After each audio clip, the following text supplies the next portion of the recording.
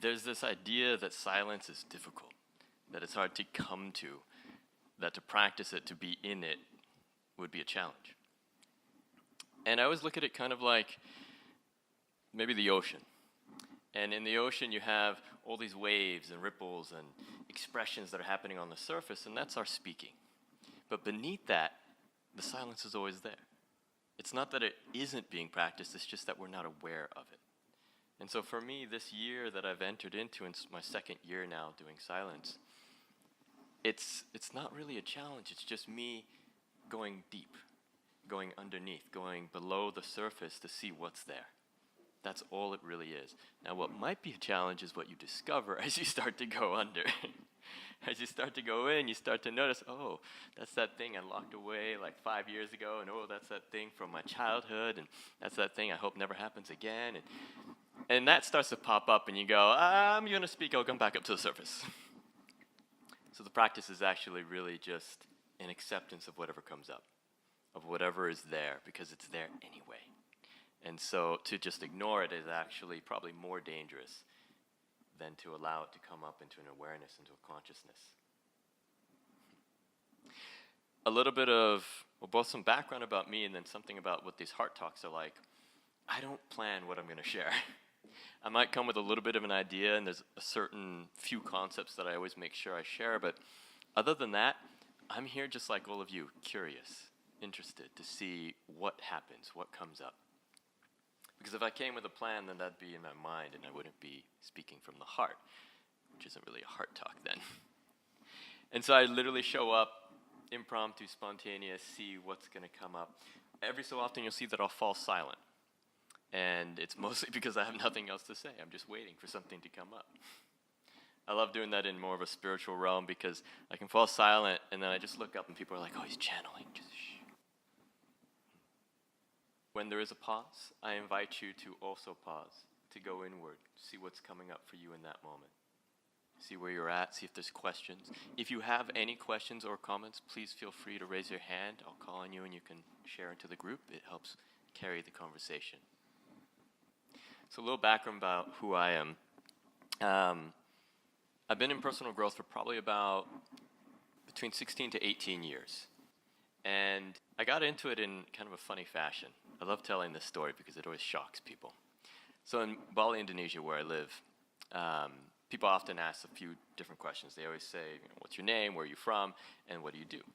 And after I say that I'm a speaker and an author and a coach, and I do things about the heart and this and that, they go, oh, well, how'd you get into that? And my answer is prostitution. And I love the reaction. People are like, oh. So not prostitution in the way that you might think. I came later, no. Back in college, when I was in university, after a while I had become known as the massage guy because I had all this endurance of giving shoulder rubs. I was just really good at loosening people's shoulders. And a friend of mine said to me, he's like, you could probably make some good money with this. You should start charging. So I did. I started to charge. And one day I'm sitting at the front desk. I used to check IDs because I also worked for the housing department. And a university officer was walking in just as I was finishing with a client. There was a woman in front of me. I was working on her shoulders. She was paying me and leaving. He walks in, he looks over, and just out of curiosity, he comes up and he says, where'd you get your license? My driver's license? California. It's a silly question. And he goes, no, your massage license. And I started laughing because I had no idea that you needed to be licensed to give massage. That seems silly to me. Still does. And what he informed me of is that in the state of California and most states and countries, if you are receiving payment for touch and you're not licensed in some way by the governing bodies, that's prostitution. So business went up after that, and no. I figured, okay, I really love what I'm doing. It's working out. I'll go and I'll get the minimum certification so that I'm legal. I ended up falling in love with it. Instead of doing what would have been about 100 hours of training, I did 1,000 plus hours, and it carried me through the rest of my life up till this point where I went into massage therapy. I learned and I'm certified in about 21 different styles of body work and energy work and shamanic journeying and all sorts of different things. I started teaching at the school that I went to. I opened my own centers in San Diego. I started to coach and speak and write. And then I ended up in Copenhagen, here in front of all of you. So that's my background. Now, one of the things that I love about silence outside of these talks is I don't have to talk about my history. I just show up as who I am now. As I started this Europe travel and tour, as I said, I live in Bali and I decided to come to Europe. I've been here a few times before, but never, one, in silence, and two, kind of on a tour to share talks and kind of share this message that I'm living. And a few friends that I have out here who I hadn't seen in, I don't know, a few years, they're really excited. They go, oh, great, we can finally catch it. Wait, you're in silence. How are we going to catch up? And I had to ask myself the question, and I realized catching up doesn't matter. Why would I want to spend my time reconnecting with somebody, telling them all about the last few years, instead of just being present with them today, now, in this moment? And so that gets to be part of this practice. And silence really is that. It's being present in this moment, not worried about what's going to come, not worried about what has been, but rather being right here. Have any of you heard the flower sermon by the Buddha, the original Gautama Sakyas? One of his most famous and powerful sermons. Were you raising your hand? Was it inside you were raising your hand? You know, but so Gautama Sakyas, the original Buddha, shortly after he had gained a lot of popularity, he was invited to come speak. And thousands of his followers who wanted to come and listen to his wise words, they built this big stage for him. And as he walked onto the stage and he's going up these steps, he noticed this little lotus blossom. That's funny because the story doesn't make sense to me anymore now that I've seen lotus blossoms. They're not little. They're really big. We'll go lotus blossom. He picked up this lotus blossom and he goes up on stage and he just stood there silently twirling it. He didn't say a word. Thought about doing that to you guys today, but I figured you'd get angry, so. He sat there and at first, everybody was like, oh. And then about 5-10 minutes later, they're like, 20-30 minutes later, they're going, And finally, he looked out in the crowd, and much like you guys are doing now, there was one person smiling. His name was Mahakasyapa. He became the next successor to the Buddha. And he went down and he handed them the flower silently. And then he walked away. That was it. That was his entire sermon. One of his most powerful. Because he was present. You see, had his mind been in the future thinking about, oh, all these people are here to hear me speak, to know these wise words, I better come up with something good, then he wouldn't have noticed the flower. Had his mind been in the past and thinking about other blossoms that he had seen before, he would have seen it and gone, yeah, I've seen it. But because he was in that moment, right then, right there, it was like it was the first time he saw the radiance of that beautiful flower. And so he got to be present with it. And that's what Mahakasyapa also recognized. So presence, this is a key component to all of it. Not just the silence, but to connecting back to the heart. As I've been traveling in Bali, it's a very island-like mentality. So people are very laid back. And I'm originally from San Diego, that's where I grew up, and so also very laid back. And here in Europe, as I'm going around into a lot of cities, it's not laid back.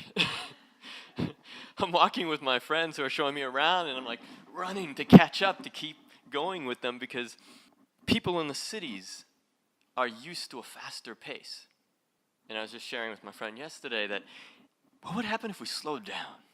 Because one of the things I've noticed, especially even here in Copenhagen, anywhere where it gets really crowded, when you're going fast, you hit a lot of people. There's a lot of this, like, excuse me.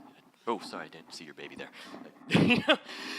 And if you just slow down, then it becomes more like this. And it's like you're dancing, which I do all the time. I love to dance walk, as one of you saw the video. When we slow down, all of a sudden the world slows down too. All the things that we might be seeking, wanting, trying to get to, we notice that we got to when we passed because we were going so fast. And so instead we get to slow down, and then it's like, and it's there for you. So another component of being in the heart, slow down a lot. So much so that the people around you have to go around you. Because I know it was one of the first thoughts that came to my mind as I started to slow down in these busy streets, and I'm going, and I start to think, the people behind me must be so annoyed right now. They're probably going like, come on, what the God? But nobody was. People just moved around. Half don't take notice. Those that do also slow down because they're like, what's he doing? I don't know, but it's cool. I like it.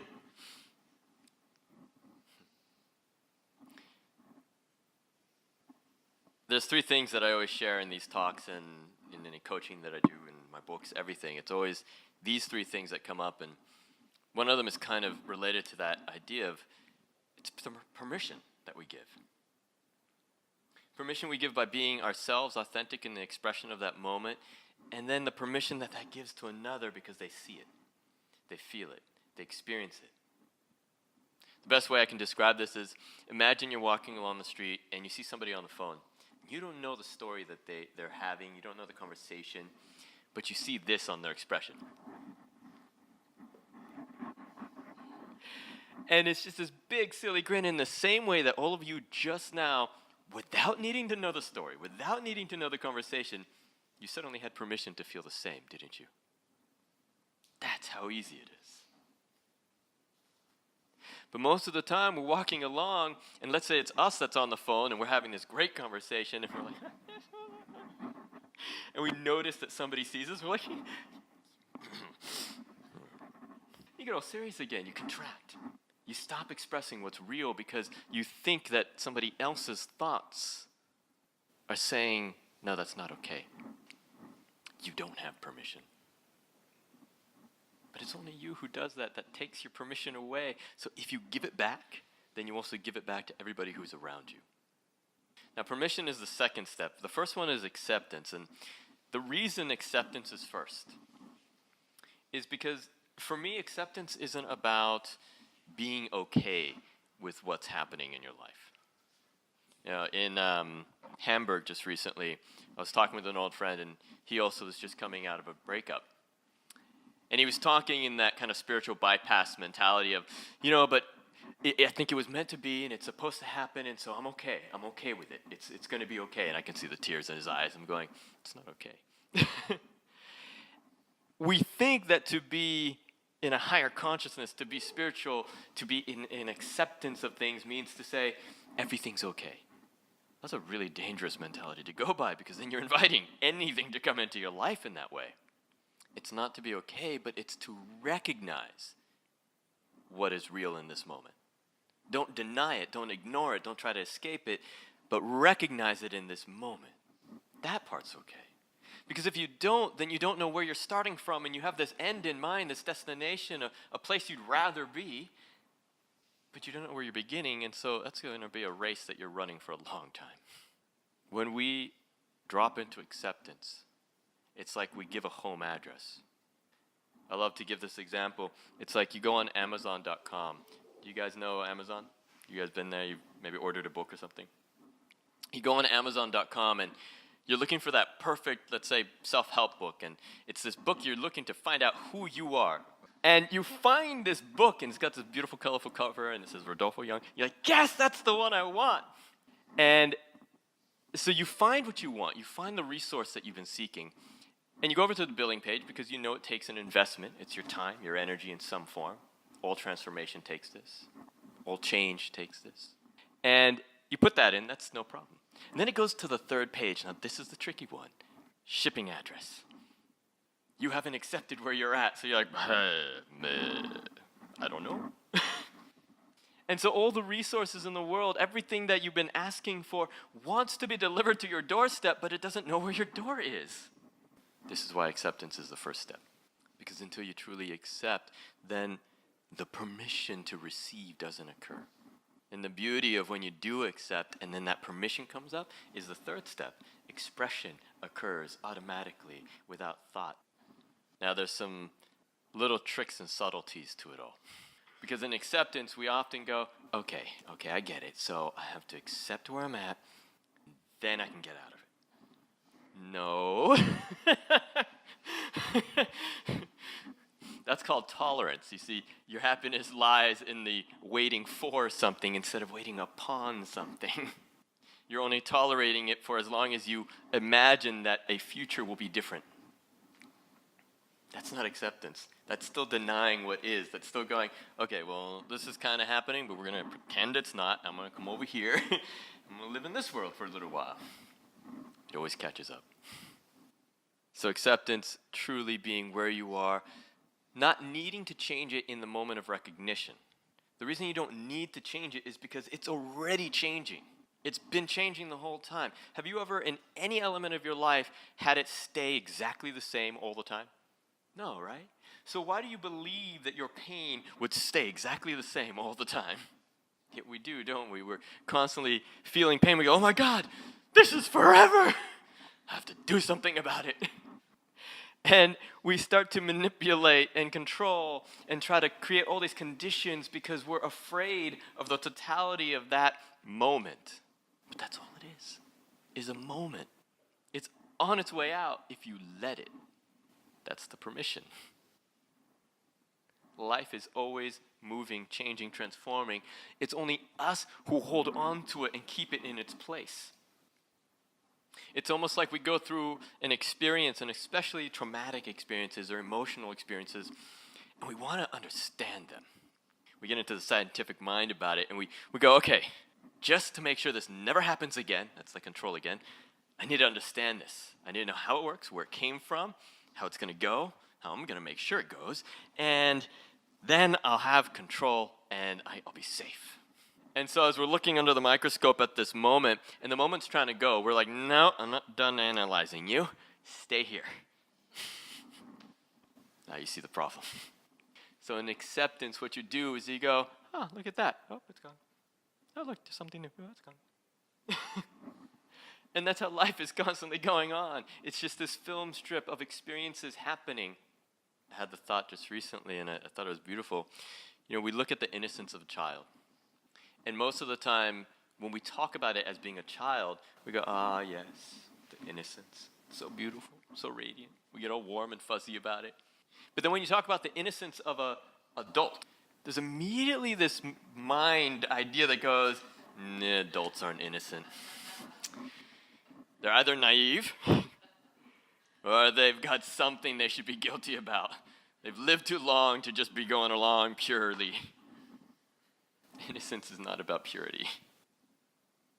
Innocence is about curiosity. It's about the ability to let go and let something new come in every moment. You see a child, if they get into a fight, 5 minutes later, they're playing again with that same other kid or whatever that they were doing. That's what innocence is. It's the willingness to allow the moment to pass so that the next can come into. So we have acceptance. From acceptance, we then move into this idea of permission. And as I was saying earlier, permission is this allowance of the expression that wants to authentically come up in you. And one of the reasons that permission isn't given is because we, in that same idea of innocence, are judging something within us. We're like, oh, wait, no, I can't let that out because that's that thought I don't let anybody know about. That's that sinful, evil, demonic thing that I've put away for a reason. And yet it's your reality, it's your truth. And let me tell you this is definitely something I've discovered in silence. The energy never lies. So no matter how you are in your words, the other person's going, I feel something else going on here. I don't know what it is, but your words aren't matching what your energy's saying, and I don't trust you now. Big practice of mine is that, to try to find alignment, integrity, in matching my energy into what my words end up being, whether written or spoken. It's a big reason I've gone back into silence. So why do we think that there's something negative inside of us? Why is that the base foundation of thought instead of, wow, there's something radiant, beautiful that the world's waiting for inside me? Let me let it out. See, sometimes in that same place that we have buried down our authenticity, who we really are, our core essence, down deep in that same place, we have buried our painful, traumatic experiences also. And so when we go back to go, okay, I'm going to let my authenticity, oh, what's that next to it? That's not good. Well, let me ask you this. When you open up your fridge, Sometimes there's going to be something in your refrigerator that has spoiled, and it's next to the stuff that's not spoiled. It's good still, right? Do you throw everything out? No. You normally, this is really funny, you take out the spoiled thing, you open it up, you're like, You wonder if maybe it could still be good. You witness and feel into it before you throw it out. It's not instantaneous. You take a moment to experience it. Can we do the same with the things that we've buried that were painful? Whether they're present in our moment now or from 5, 10, 20, 30 years ago. Can you, instead of taking it out and being like, oh, I remember that, I know the story, I know how it felt, it's going to feel the same again, so no, I don't want to feel it again. Or can you imagine it again in this food analogy? Maybe as a child you ate something that you're like, what, never again, and now you're like, that's my favorite food. We change. Our experiences change. What might have been overwhelming and emotional and so difficult to pass through in your history, you might look at today if it was brought up and be like, oh yeah, wow, that was such a blessing. So I invite you, be willing to give permission to those things to come up. Now, another thing that I often hear, and I definitely am guilty of myself, is this thought of not being enough. We go, oh, but my authentic self isn't enough, so I have to bolster it with a lot of other things, my education, my knowledge, my certifications, my whatever, the things that I provide in the world, and then people will accept me because I've proven that I'm worthy. I've proven that I have something to give. I'm telling you right now, you have everything to give and you don't have to prove it. It's because of who you are. That expression is unique. It's a puzzle piece in a tapestry that we're weaving. When we don't do that, when we don't give ourselves that permission, what we're normally doing is we're giving ourselves protection, right? Both from what we think we are and also what we think the world is like. One of the things that I've been noting a lot, both in silence and just throughout the years, is that, especially in the spiritual world, it's really funny to me, there's a division that occurs. Evil and good. And we go, we are all one. And it's so funny to me because we are all one, but we're not one because we're all the same. One because we are a diverse multiplication of expressions that are all existing in one plane. That's all. We're connected in that element, in that diversity. And if we're not being authentic to our true nature, then there will be something that feels off. And that's where that mistrust comes, when you feel the energy's one way and the expression's another. Have you guys ever had a friend who was just a complete jerk and an ass, but owned it? Because they own it. They're in alignment. They're in integrity with it. But then you have these other friends who are really, really sweet, and you're like, I feel like they're hiding something. Coming into alignment. That can only occur when we put down the walls and the shields and the protections. Because we think we put those walls up to protect ourselves and even sometimes to protect others, right? I give some talks occasionally on radical honesty. And for me, what that means is saying the thing that might risk everything. It's your vulnerability. And people don't like to do that because they say, yeah, but let's say it's in a relationship.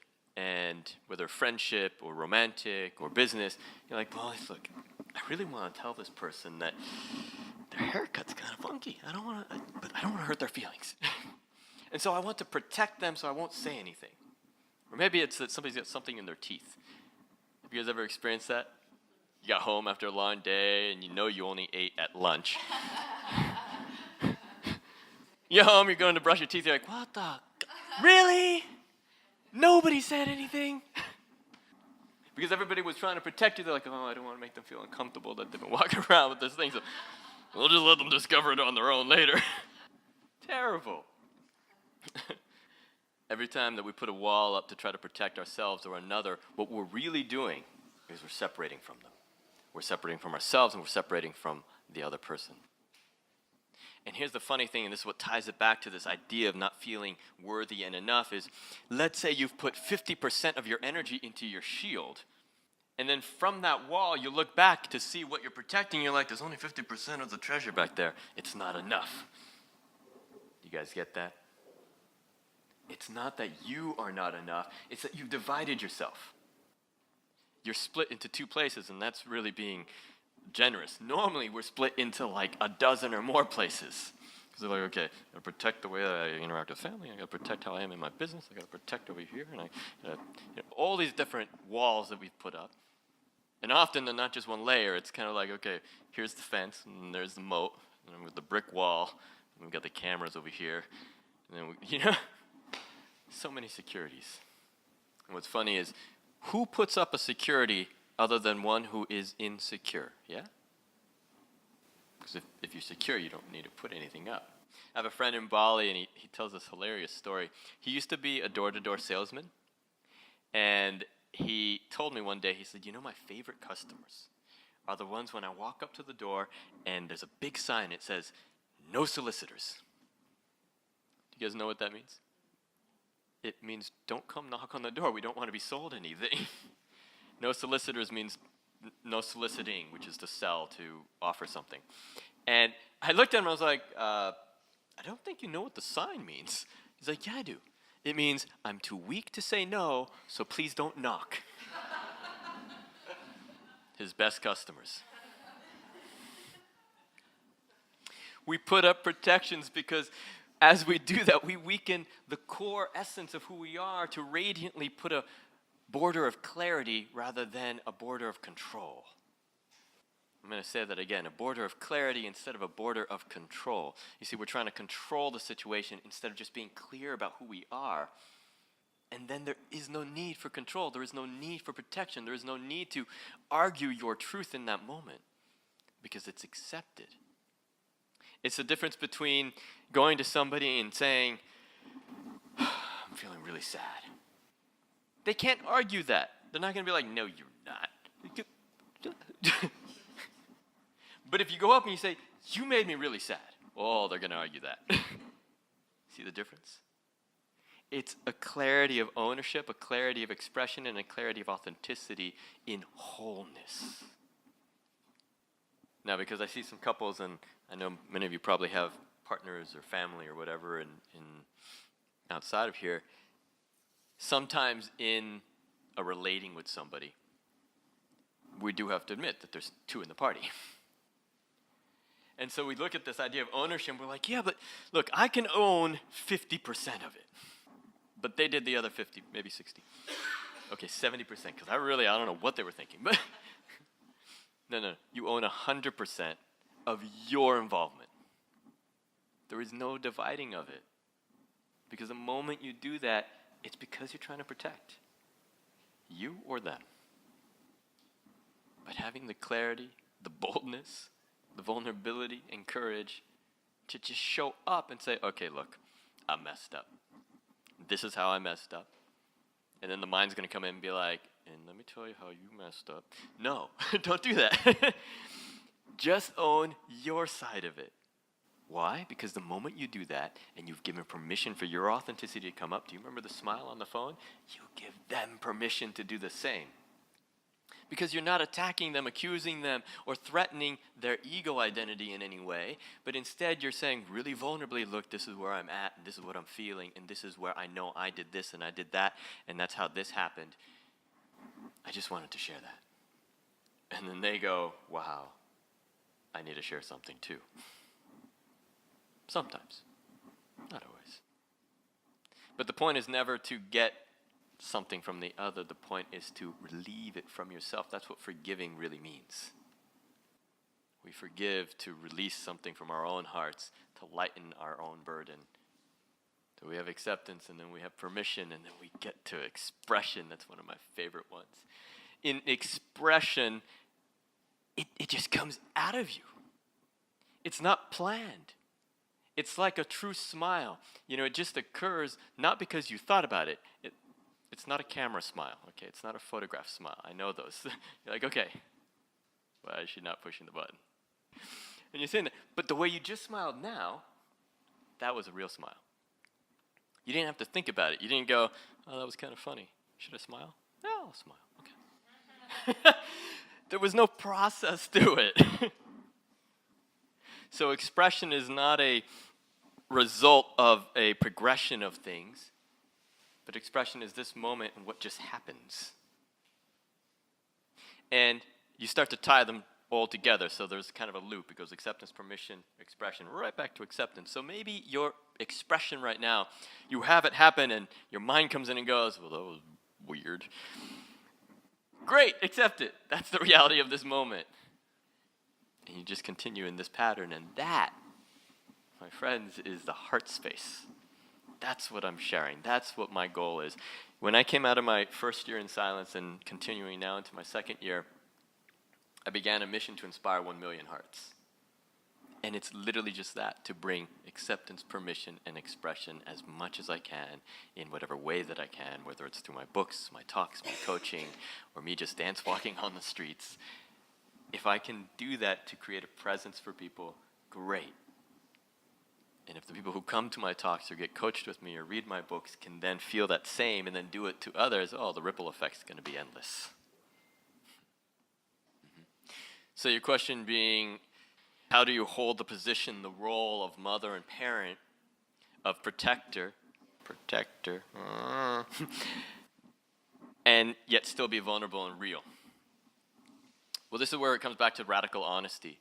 Radical honesty begins with ourselves. It's being absolutely honest to ourselves about what's happening.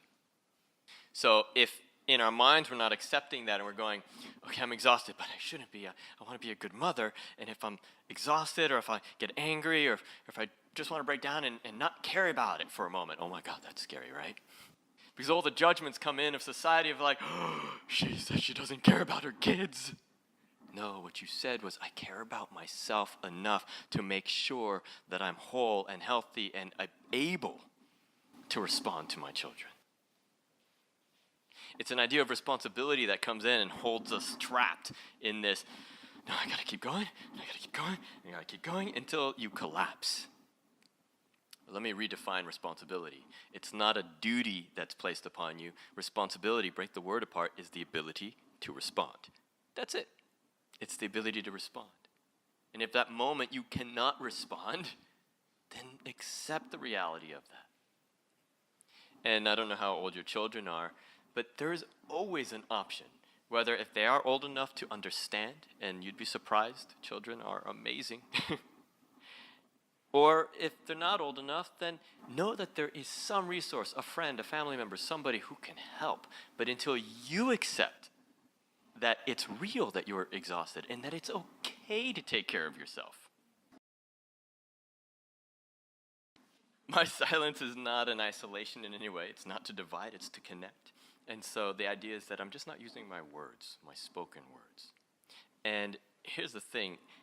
Our communication with each other is maybe 15% in the verbiage. The majority of it is in our body language. And so I've become really expressive. And it's really enjoyable because I get to be a little kid. And what I've noticed is some people would join me in that space. Perfect time. And we have this game of charades almost. Do you guys know charades? Like where you're doing a little miming and you're trying to guess what each other's doing? Can you imagine how much more fun life is if instead of just getting a straight answer, unless you're in a hurry, but even if you're in a hurry, you get to play a game to figure it out. It becomes this adventure in every moment of expression. And so yeah, my silence, other than these talks, other than interviews occasionally, I do telesummits and interviews for podcasts and things like that, and some online media, I'm silent. I'm just not speaking. And in restaurants and things like that, it's really easy. Half the time they think I'm deaf and they give me a discount. What am I going to do? I can't say anything. My family has gotten somewhat used to it. They still, some of them disagree with my practice because they feel, and this is a mentality, that I'm disconnecting in some way. And yet I'm not. The only disconnect happens is when we start to play a story around it. Even in whether it be in how I get to interact with people or how I function in life, people have a story, and this is why a lot of you were saying, well, that'd be really challenging to do a year in silence or even a week or a day, because you think, I couldn't do that, I have kids. I can't do that, my work requires it. I'm a speaker. Come on. All these practices and all these things, all you have to do is get creative. All you have to do is get curious as to how is it going to work? And then it does. But if you close yourself down to the story that you're playing in your mind and you say, well, this is how I've been doing it, so I don't believe there's another possibility, or I don't really want to explore another one because then I have to learn something new. Well, the whole time over here, like, I'm bored. I wish there was something new happening. But you see, we're in this dichotomy of life all the time. So it's just about being creative. With my family, I Skype with them. I type, they speak. Easy.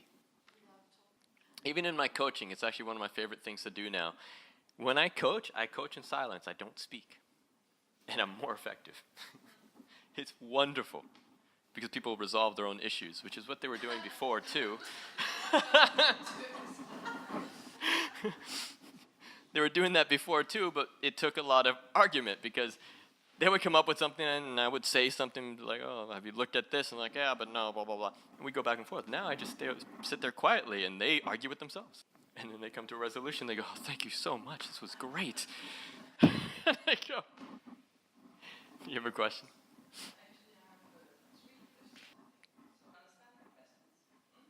I'm so tempted to just do a silent coaching with you right now. Because you're right there. You already have the answer. You said it just a moment ago. It's about not having an agenda. If you have a plan, a reason, you're doing this because you're using it as a stepping stone, a tool to get somewhere else, well, then it will always be a stepping stone and a tool, and it will never be consistent for you. But if instead you are in acceptance of the moment, not to get somewhere else, but in the moment, such as being real, I'm exhausted. Not thinking, okay, I'm going to express I'm exhausted because then it'll finally change. No. It's just to acknowledge it. In the same way, if something comes up, something's bubbling through, great, accept it. Not to change it, not to understand it, not to do anything with it, but just to watch it. Just to witness it for a moment. Feel it. Can I read you guys a little quote I put up on Instagram just yesterday, actually? So, every day, or most every day, been a little off with my travels, I put up a heart inspiration up on Instagram and on my Facebook account. And it'll be a nice little graphic with a quote and then a little description for the day. So yesterday's was, witness not the thoughts and stories, but become witness to the feeling. And what I wrote underneath was this: we sit to meditate, to mitigate the stream of thinking in our minds like a chain of bubbles lined in spontaneous disorder. How are we to organize that which multiplies when given strategy? We listen to the teachers, be a witness of your thoughts. Judge them not, simply watch. So we begin. We watch and we say, yes, I see this thought. We wrap a story around the thought, a frame of where it begins to where it will end, and then we say to ourselves, okay, I understand you now. You may go. But our understanding only made one thought into many. We fragment and divide one cell of experience into a string of explanations and definitions. So I say, witness not the thoughts and stories, because they're endless, but become witness to the feeling. For feeling is only in this moment, and like waters upon stone, it softens the rough surface of etched thoughts carved deep into rock. Feel, for feeling is not just witness, but is to be in the moment. So whenever, and this is the trickiest part of acceptance, whenever you catch that your mind has gotten involved and is trying to implement a strategy to do something about the moment, you're not in acceptance anymore. You're already divided. The moment that you really accept, then it's already past. That's the beauty of it. You'll know when you have fully accepted because the moment will have already changed. Remember, acceptance and permission is actually just about letting go. It's just about surrendering to let life move, because it's moving anyway.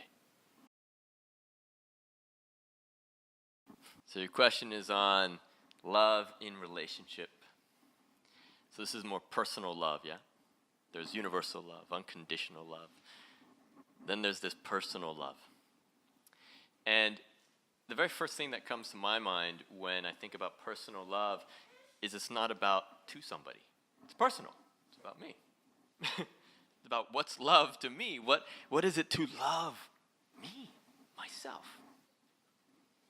Because if I can't do that, if I don't know that place, how could I ever expect to communicate and connect in that clarity with somebody? Whether it's one partner or many partners, whether it's at the surface or it's super deep. And there aren't no hierarchies really when it comes to real love. There's no degrees. There isn't a depth and a surface. If I smile at a stranger on the bus and in that moment they feel recognized because I smiled from deep inside, boom, that was love. Or if I have a partner of 20 years and there's a smile in the morning, same. So to the question of what is love in relationship, it has to be in relationship to yourself first. It has to be first to the vulnerability, radical honesty of who are you. When you do that, you're going to find that there'll be pieces that'll come up. And your mind will get involved. Accept that. Don't fight it. Love is all about acceptance and allowing. Not being okay with. Remember, acceptance isn't saying, okay, I'm just going to be okay with this because this is how the universe and God or whatever Almighty has said, you have to feel this. You're like, oh, I don't want to, but okay, I'll accept. No, you don't have to be okay with it, but you must accept the reality of it. So as something comes up, something comes through you, maybe you notice an element of yourself. You're going, okay, I really don't like that part of me. I judge that part of me still. Until I stop judging it, I won't be able to love myself, and then I can't love another, and I'll never have a relationship the way I want. And then you get into the cycle, right? What if instead you went, oh, there's that piece of me again. I'm not going to make a story about it. I'm not going to say it's negative or positive or I need to do something about it. There it is. That's it. That's acceptance. Just recognize the reality. Simple.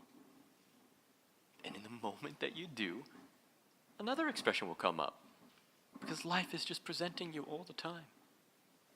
For those of you who've done Vipassana meditation, Vipassana is like, it's a 10-day course. You go in, noble silence. Don't even make eye contact with people. And you meditate for like 11 hours a day. And I remember when we did that, the main element is to become equanimous, non-reactive to the sensations that you feel in your body. And also in your mind, because your thoughts are also sensations. And I remember I would sit there, and at the beginning, you're like, this is impossible. My back hurts, my butt's sleeping, my foot's cramping. And you're trying to force it. No, that doesn't work. What if you accept it and you go, my foot's cramping, it really hurts. Okay.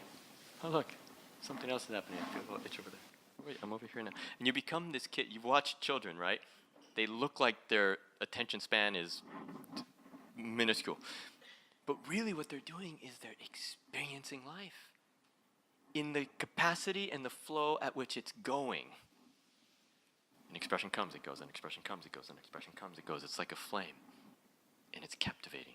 You've watched a flame on a candle, right? Lost yourself in it. Same thing. If in every moment you were just going like, oh, look at that over there. Oh, look at that. Oh, change. Now it's that. Oh, wait, over there. It might look like you're spastic. But as you slow down, because remember this whole idea of slowing down. If you're going too fast, then that's what it looks like. You're like, you slow down because life is actually quite slow. It's more like, and things just start to move in this grace. How do you hold on to acceptance when the ego identity challenges you? Yeah. Well, here's the first thing I'm going to say. The ego, not your enemy. Your resistance of the ego may be an enemy. Think of it this way. Do any of you practice yoga? Seen yoga? Think about it, but never do it.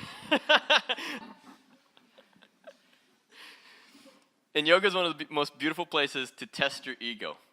Because normally you walk into a room, it's filled with beautiful people, They're half naked. They're on their yoga mat. They're like, perfect. You go up there and you're like, and so your mind starts to come into it. And yoga is actually all about acceptance, because how can you come into union? That's what yoga really is. It's about connection if you don't accept. And so you start there and you're in this posture, and you're holding it, and all of a sudden your back leg starts to cramp. You're feeling fatigue, exhaustion. You're like, I can't do this. I'm shaking. Why aren't they shaking?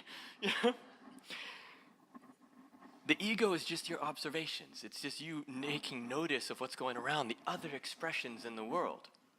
Now, when it gets dangerous is when you go, I should be like those other expressions. Why? You're unique. If you were like all the rest, then the diversity would be gone. Creation would collapse. The purpose of it is that your expression in that moment is supposed to be exactly what it is. Not because some almighty said, okay, this is the perfect, you're right there, and that balances it. No, it's perfect because it is what is. So if the ego starts to come up, you have to understand the ego. As I said, it's not your enemy, it's actually your friend. It's there to try to keep the status quo. Because you see, you built an identity about who you think you are. That's your ego.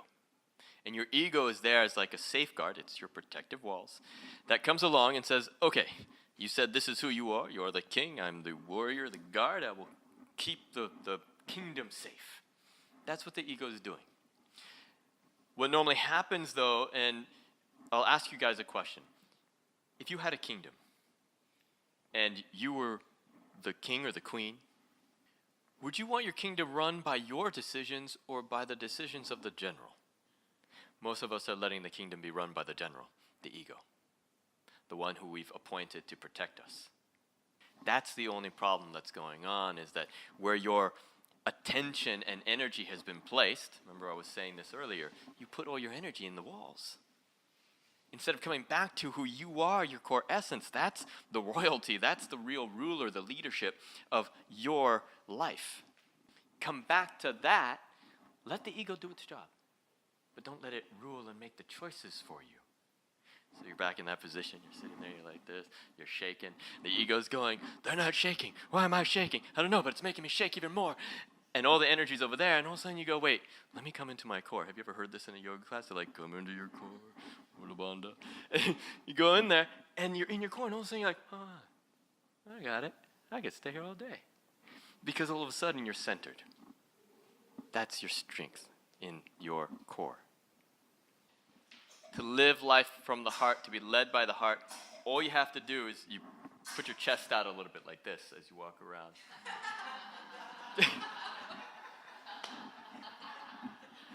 It's being playful. It's being light. It's not taking life so serious. That's what it is. Because in the moment you make something serious, you contract immediately because you feel threatened in some way by life. And then when you're threatened, the ego's like, oh, my job. I'm here. And all of a sudden, the box is back. And you're not able to listen and trust what the heart is saying. People often ask me, they're going, yeah, but how do I learn to hear my heart? I'm like, you've been hearing your heart. You didn't trust it. See, trust is actually the main component there. It's not that we don't know how to hear ourselves or how to be in our intuition or our guidance. It's so much more about trusting that guidance. To do that, you have to realize that life is on your side. I'm going to say that again because it's really significant. Life is on your side. Do you know why? Because it's not separate from you. You're creating it. This is your life. Do you think your higher self woke up earlier in the morning and was like, okay, we're going to make some challenges for you today? No. It's you. You're creating all of this. And so, of course, you have the power to decide how it's going to come into your life, how it's going to impact you, how you're going to react to it. And so following the heart is just trusting that you are actually the one who's designing all of it. And then you're able to listen and follow. yourself. You know, when you walk into a framework, into a space where you know you're putting yourself in the vulnerability to open, that fear comes up. Yeah. And there's probably a sense of risk. Remember I said earlier, vulnerability is to risk everything. Because none of this is real, for one. What really comes up to mind, though, is surrender isn't a choice that we make mentally. Because our minds are built to compare. Our minds are built to contrast. They take elements, at least two, and say, okay, this is going to be better than that. And the moment we make surrender a choice of the mind, we're going to have all these other things going on. Because the mind's going to go, okay, so here's our choices, but we don't know this variable. I'm afraid now. Fear is about the unknown. Or it goes, maybe over here we can surrender. Once we have this element and this knowledge or this tool, then it'll be okay to surrender. It gets very complicated. There's physiologically, fear and excitement have almost the same bodily reaction. Yeah. Both of them, it's just like, it's this intensity of energy. I like to think of it like you're inside of a balloon and you're pushing against the edge because you're about to break free into a whole new reality that you already know, but you're not experiencing. And you're ready to break through and you're pushing against the whatever a balloon is made out of. What is a balloon made out of? Rubber? You're pushing against it, and so you're going to feel the most resistance, right? Which means you need the most energy, and that's that. And you're going and going and going. Instead of looking at the resistance and being like, there's so much challenge, I can't do this, I'm afraid, go, hey, I'm right on the edge. There's all this coming up because I'm about to break through. Then it becomes excitement instead of fear. It's also about curiosity. We can't be curious if we already think we know the answer. So if you enter into a space and let's say you're going, okay, I'm going to come in here and I'm going to surrender. I'm ready for this possibility and this possibility and this possibility and this possibility. That's you still trying to control. But if you go in and you go, I have no idea what's going to happen. I'm just going to come in. I'm really curious. Fear has no space within curiosity. That said, can I share a little story? I love telling stories, even though I tell people, take down your stories.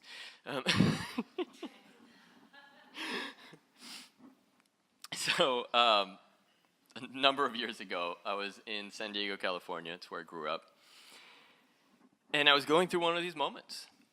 I felt something coming up in me of transformation, of a shift, like massive amount of consciousness was going to alter within me. This was all my story, by the way. And I was about to go to my second Vipassana course. My first one was crazy. I had so many insights and so much go on. I wrote my first book out of it. And I'm about to go to the second one, and I had this feeling come up, and the story that accompanied it was, when you return from this Vipassana, it was like a godly voice that told me to. When you return from this Vipassana, you will no longer be you.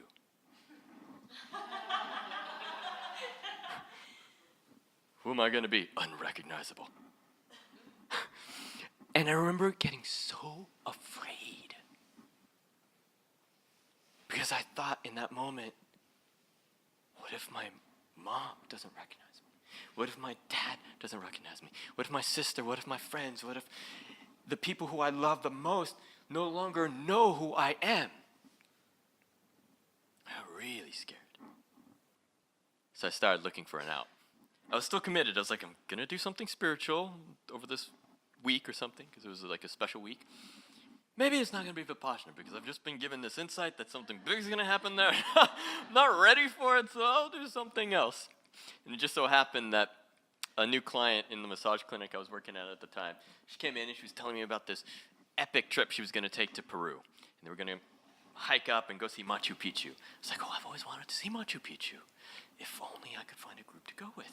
And she's lying on the table. I'm massaging her. She's like, yeah, but it's terrible because one of the people from our group had to cancel last minute, so now we're short a person. I'm like, really? And my mind's thinking, okay, Machu Picchu, that's pretty spiritual. I'll have some good time there. Maybe some calm insights will happen. Nothing too big. Okay, good. I'll do that. I could join. Really? Yes. So we start to plan it. I buy my ticket. Start getting everything set up. I still have my spot reserved for Vipassana. Something told me not to let it go yet. But I buy the ticket and I'm going, yes, okay, I'll go to Peru. This will be great. My ego will be satisfied. I still did something. I just didn't convert everything. And I remember right maybe a week before I was supposed to leave for Peru and about 2 weeks before I was supposed to go to Vipassana, this thought comes in my meditation and he goes, oh, were you going to Peru? Again, it was that voice. Wonderful. We've moved the portal of your transformation.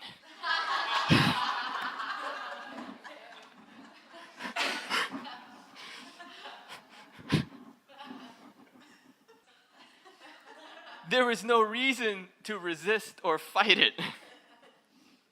It's going to happen anyway. I didn't go to Peru. I ended up going to Vipassana.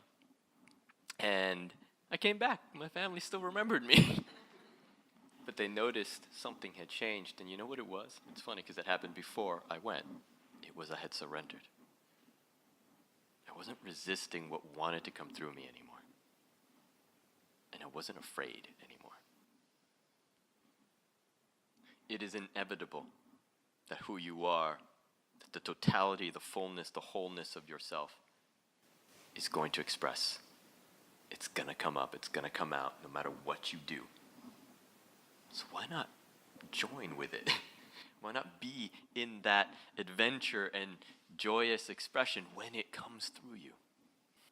And it's funny because when it comes to resistance, what we are afraid of, and part of it is not recognizing that we have the shield, but also part of it is not recognizing that the potency of our own power, our own light, our own radiance, the thing that is truly us, both positive and negative, it's a balance, is so strong, is so freaking like universal and everything, that we're afraid of our own power. So part of that protection is, it's like, think of that balloon again. We're only letting out a little bit of our potency every so often. Have you ever heard a balloon when you do that? When you're like, it's annoying. And people around you don't quite get the message. They're like, oh, what are you trying to say? If instead you just allowed yourself to open fully, then it becomes clear. Resistance is you fighting against yourself. It's like when you're trying to open a bag, like maybe a bag of potato chips or something. Have you guys done this? It's really funny to watch. You're opening it, but you're like, I don't want it to explode. But they seal those things really well nowadays. And so you're like,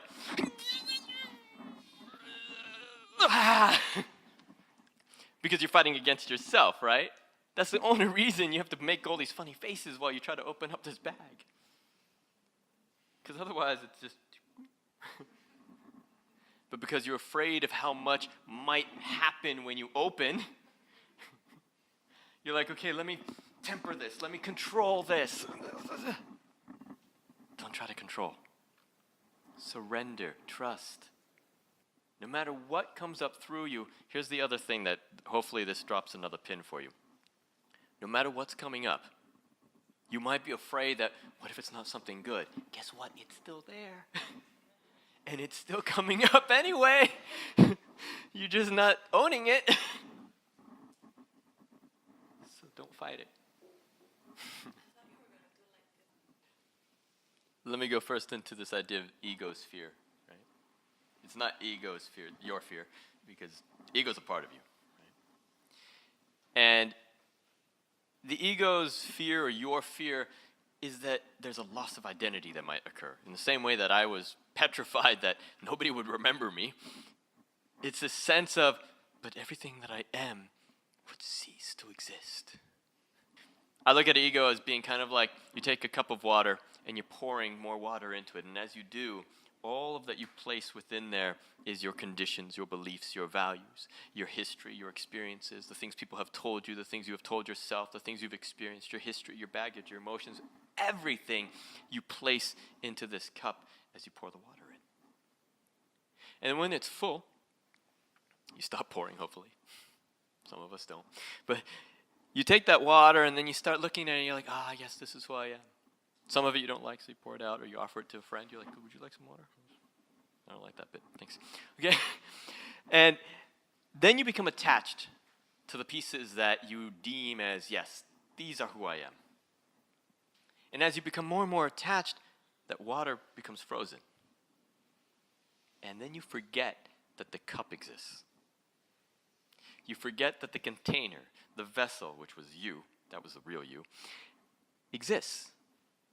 And that all the rest was just an expression of who you are in this moment.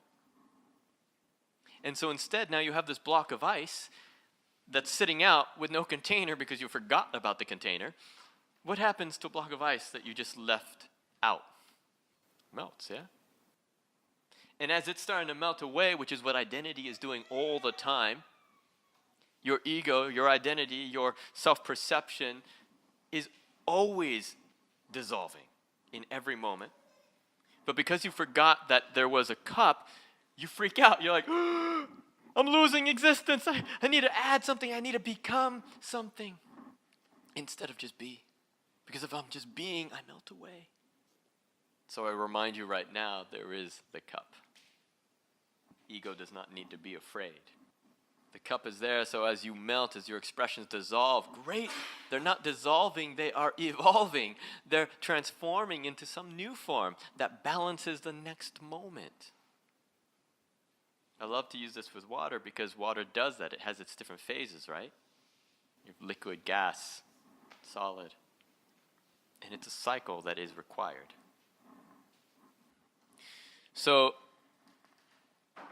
originally you asked about integrity and that versus authenticity, and I think you're relating it into how am I in integrity of honoring myself when I'm in relation to something, an environment or somebody that isn't benefiting me in that moment, may even be dangerous. I like what Eckhart Tolle says. He goes, accept everything, but if it's harmful, just leave. It's silly to stick around.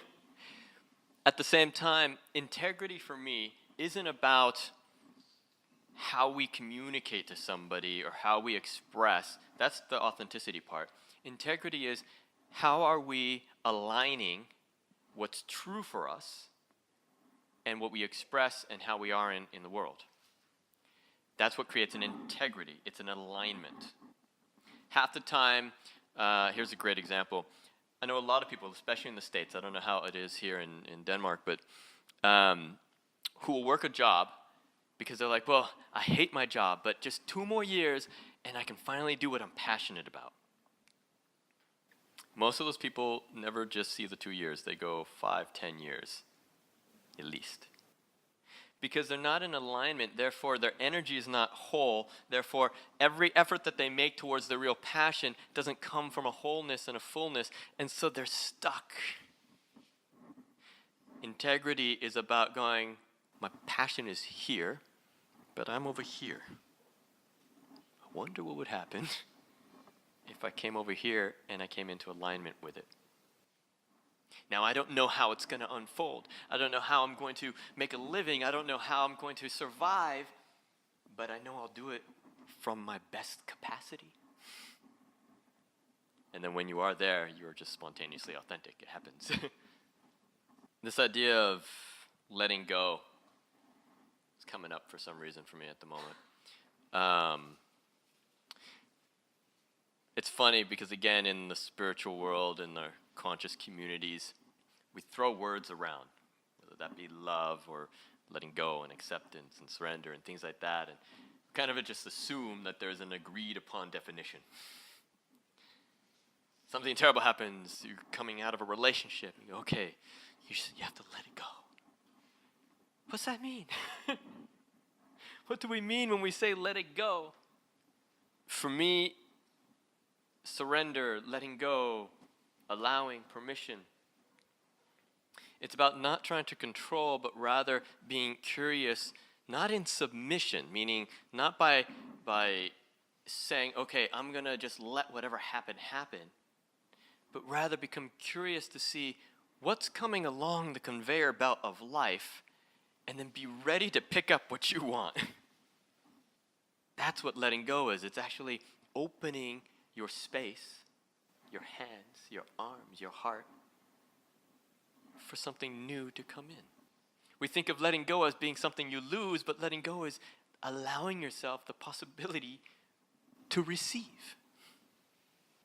Because until you open, you can't receive. I had a friend in San Diego, and we were going out to eat one day at one of the cafes. And at the end, I went to pay the bill, and I almost always would get the bill for her. And she looked at me, she goes, how do you always do, like, I know I struggle with money. We work at the same place. How do you always have so much? And I go, I don't. I got the same as you. But why do you not hesitate to just give like that? I go, because if I have $5 in my hand and I close my hand around and I go, okay, I got $5. I got to hold on to this. I need it to last me the next year or so. So I'm going to just penny pinch a little bit here and there. Or I open my hand, I spend that $5, and maybe somebody gives me 10. Or just 5, or 2, or 3. But only if my hand is open is the possibility even there. If it's closed, I just have $5, and I'm not willing to use it. Letting go is opening to receive. So, I had gone with a group of friends to go and hike Mount Whitney. It's the highest peak in the continental U.S. It took us 3 days to get to the summit. And once we got there, it's a beautiful view. It's amazing. The experience had just been breathtaking and majestic. And we start to go back down. And as we're going, I see this beautiful, beautiful rock. It wasn't too big, so I thought, I'm gonna keep that. That'll be my remembering of this moment, this experience. So I took it and I put it in my pocket. We start to go down a little more, and we're going down these switchbacks, so it's going back and forth. And at almost every corner of the switchback, there was more stones and beautiful little gems and things. And I was like, oh, I'll take a few of those too. Oh my God, I can make a whole sand garden in my backyard. So I'm filling my pockets the whole way down. Now I got to give you the visual here. I've got this big rucksack on. I'm wearing flip-flops. Not a good idea. My pants were a little too big and my belt wasn't very tight, and I couldn't get to it because the rucksack's in the way. So I'm struggling the whole way down, just like going, waddling, because my pants have gotten really heavy. They're falling off. Other tourists, I remember this old man, he was walking up and he was just beginning his journey, and he's got his little thing, and he's kind of going along speedy, and I'm like, get all the way to the bottom. I finally get my rucksack off, pull my pants up a little bit, and there's a ranger down there, and the ranger comes up, goes, congratulations, guys, you made it all the way down, good job, what you got in your pockets? And here's the funny thing, I was proud of it, because I was like, oh, look at what I found! And I showed him, and he goes, those are beautiful. Where'd you find them? Oh, it was up there. Innocence. And he goes, it's great. Look, I got to tell you something. We have a park policy. What you find here, you leave here. You can't take it home. I go, what are you talking about? So you have to put them back.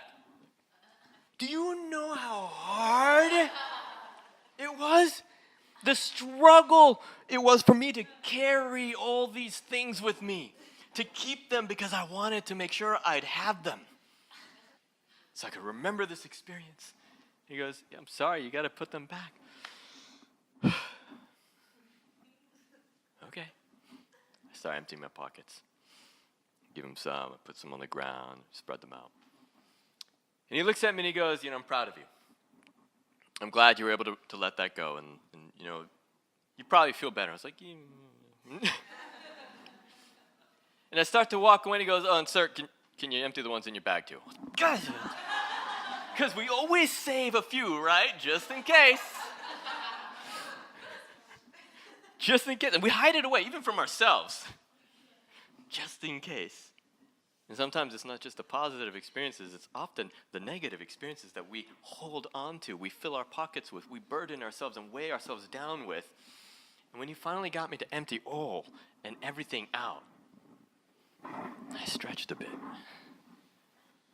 And he asked me, he said, how do you feel? I said, well, a lot lighter. My pants finally stay on again. And he goes, so that's what happens when you empty out. When you let go, all of a sudden, it's so much easier to move through the world. So I think I'll leave you with that story. Thank you, everybody, for coming.